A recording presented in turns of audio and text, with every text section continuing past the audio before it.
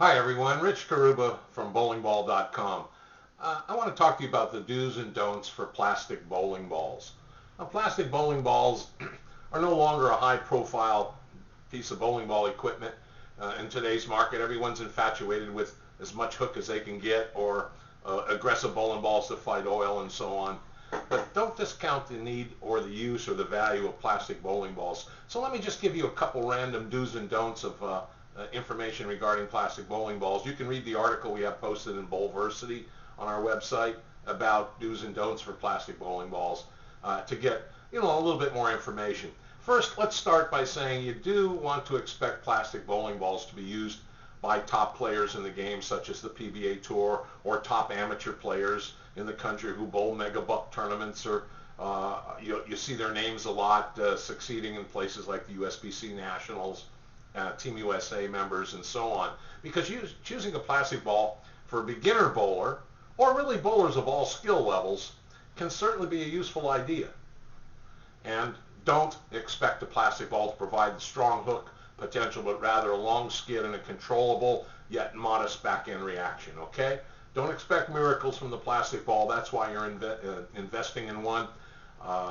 You do want to understand that the plastic balls are the least aggressive of all the modern-day cover stocks.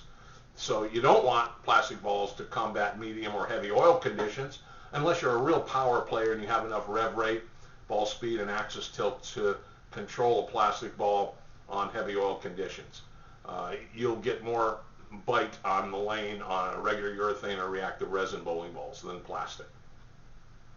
And then, of course, you want to consider using plastic bowling balls on a variety of wet-dry conditions as well as just dry conditions. Wet-dry are when you get the over-under reaction. Sometimes if you have a lot of hand in the ball, you can get in the dry part of the lane and the ball will stay and hold its pattern. When it hits the oil, it won't hook through it, and you can hit the pocket more consistently. And bowlers, don't forget, hitting the pocket most consistently is the #1 priority, regardless of what ball you throw down the lane. You're going to leave easier spares to convert, and you're going to get a high percentage of strikes, regardless if you use plastic balls or the hookingest ball on planet Earth. Hit the pocket as often as you can. But spare shooting is really the key, isn't it, for plastic balls?